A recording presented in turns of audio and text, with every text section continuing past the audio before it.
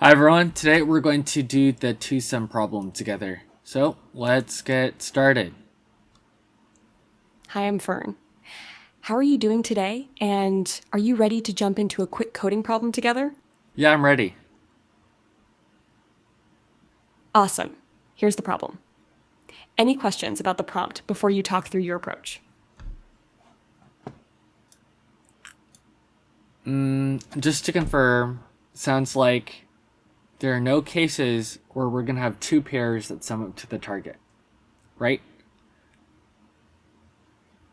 Yes. Per the prompt, you can assume there is exactly one solution, so you will not have multiple valid pairs. Any other assumptions you want to confirm before you describe your approach? Yeah, that's about it. For my approach, I'm thinking, why don't we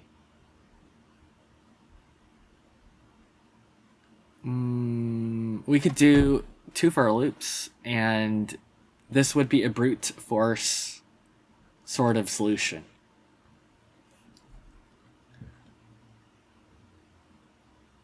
Yeah, what do you think? Yeah, the 2 for loops brute force is a reasonable starting point. What time complexity do you expect from that? And then go ahead and code it up. Yeah, the time complexity would be n squared. Okay, I'll go ahead and cut it up then. So we'll start with our two for loops. So for I in range length of nums, for j in range length of nums, and then we can do our condition, which is, what is it, nums, if you sum it to the target, right, then we're going to go ahead and return the two values.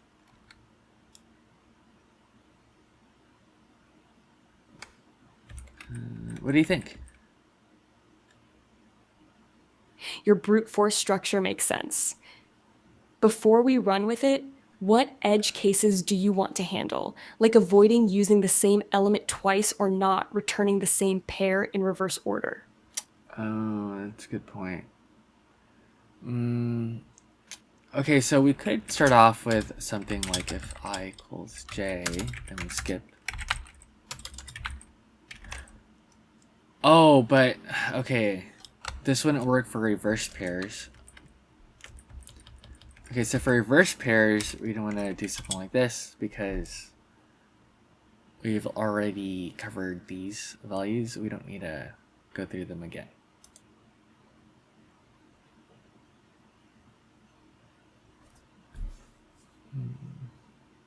Yeah, how does this sound? Your idea of starting j at I plus 1 to avoid reverse pairs sounds good. For the condition on line 18, what exactly do you want to compare against target? And can you sanity check it with nums? Target equal sign 9. Oh, okay, right. That's a good point. Okay, we should check that it sums to the target.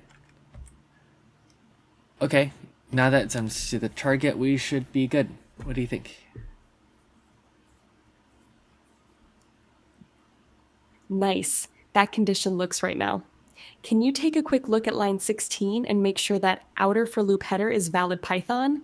Then do a quick sanity run on the target 9 example. Oh, okay, right, good point. I forgot the end. Okay.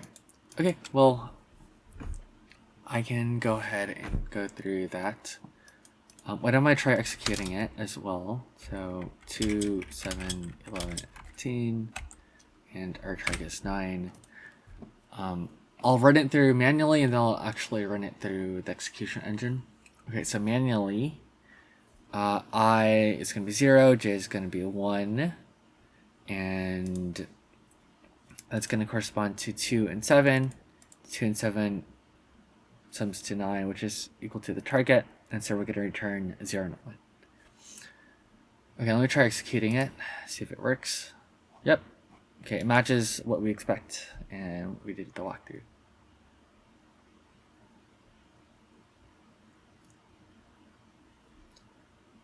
Nice. You got a working brute force solution and your manual trace matches the execution output. What time complexity and space complexity do you get for this version? This would be n squared. Yep, time is n squared. What about space complexity? And if you wanted to improve the time complexity, what other approach would you consider? Well, the space complexity would just be of 1 because, yeah, it's not storing. We don't have any data structures that store information here. Yep, space is O of 1 for this brute force version. If you wanted to improve the time from n squared, what other approach would you consider and what trade off would it introduce? Oh, okay. Okay, so, well, it sounds like we need to use more space to store something.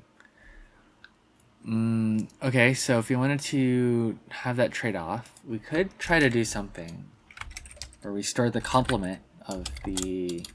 As we go through our list, okay, let's store a list of complements that correspond to the complement that we're looking for. So, okay, let me think about it. But let's say we have an example that's 9, okay? If we see a 2, we know that we're looking for a 7. If we find the 7, we know we can exit, okay?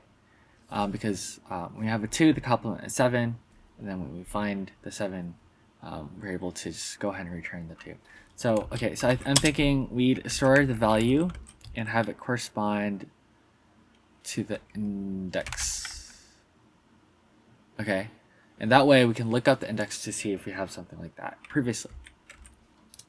Okay, so we have one for loop that goes straight through, and then let's say if we'll add to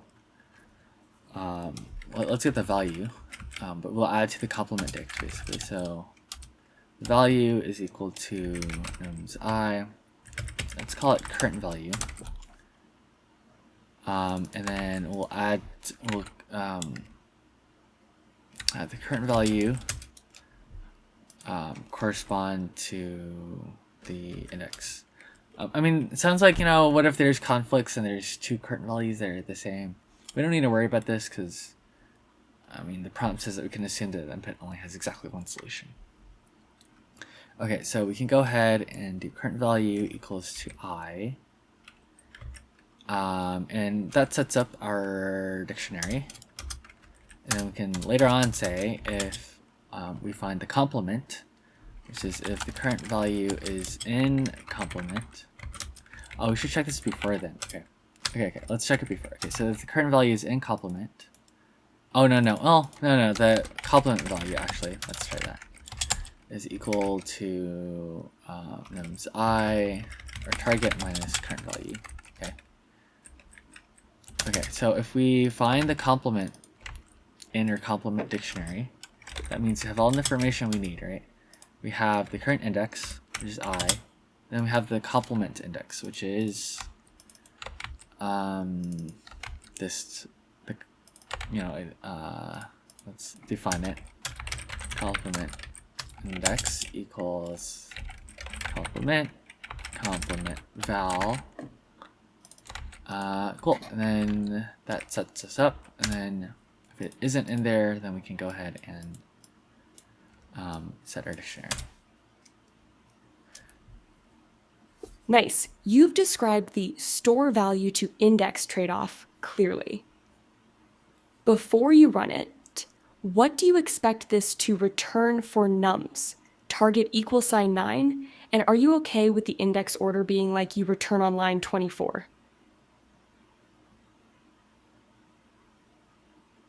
Yeah, I guess it's okay. Well, it sounds like you're telling me to reverse the order, so it kind of does make more sense if you have a lower index and then a higher index. So let's do that. And then if we were to walk through the values that we included, it should be the same, right? But let's sanity check it. So for I 0, we're going to go ahead and skip this and store in the complement and say 2 corresponds to 0.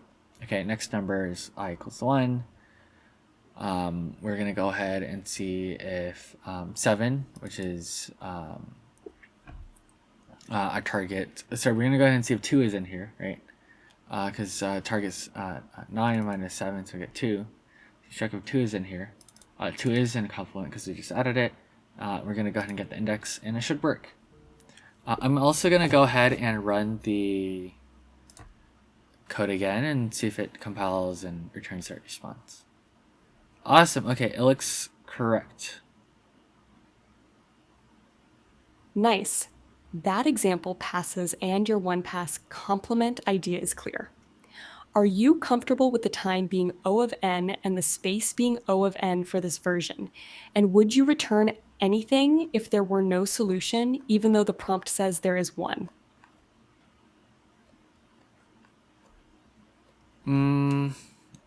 Yeah, well, we can return none. It seems like a appropriate thing to do. By default, we do anyway, but this just makes it a little bit more clear. Yep, returning none is a reasonable choice given the prompt guarantees a solution. With your current version, can you restate the time complexity and space complexity and why the trade-off is worth it? Yeah. I mean, the space complexity is O of n, like you mentioned, and the time complexity is also O of n. The trade-off is worth it since n squared scales exponentially. It really depends on the situation, right?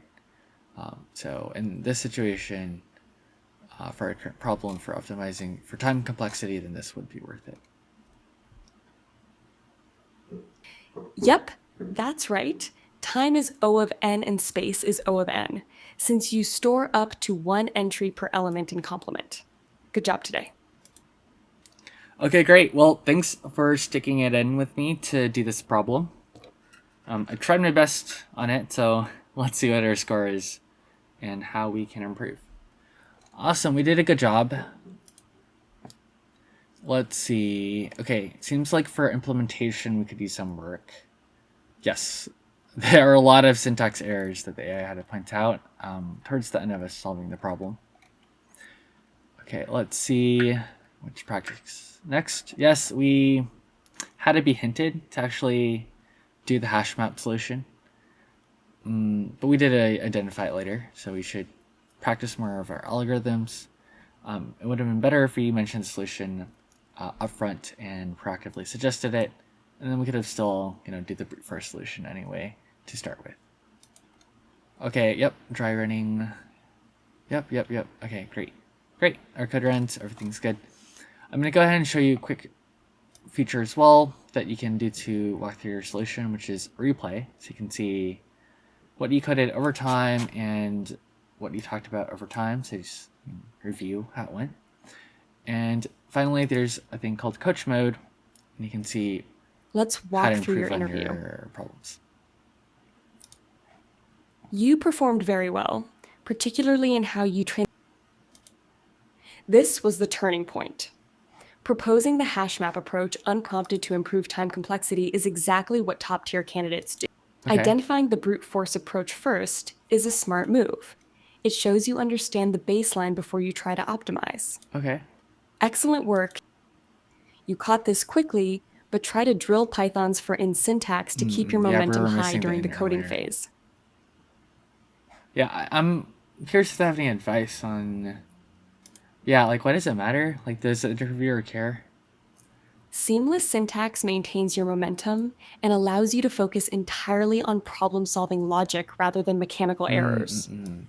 While you corrected the missing in at 227S quickly, these small stumbles can break your narrative flow and distract you during more complex tasks. Yep. Practicing these patterns ensures your coding speed matches your strong algorithm.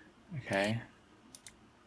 You took the hint about duplicate elements and immediately pivoted your logic to handle it. Overall, you showed excellent. Okay, great. Well, thanks so much for checking out the interview with me. I'm gonna go ahead and share the full replay of the interview with you so you can watch it, and I'd love to see you and I'd love to see you practice as well. And I'd love to see you practice this as well. So I'm gonna go ahead and issue a challenge here. It's gonna be linked below. Please accept it and leave in the comment what your score is. You can also check out our scorecard and replay if you'd like to check out how a good interview for this problem is done.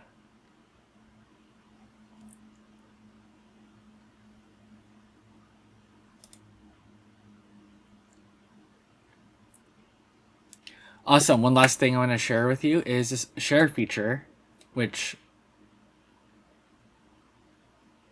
Awesome. One last thing. Here is... Awesome. One last thing. I'm going to share with everyone here the replay, so you can go ahead and replay the interview to yourself and take a look at it. And I'm going to issue a challenge. So I'm going to include a link below. You can go ahead, solve this problem yourself, and comment down below what your score is. Thanks for...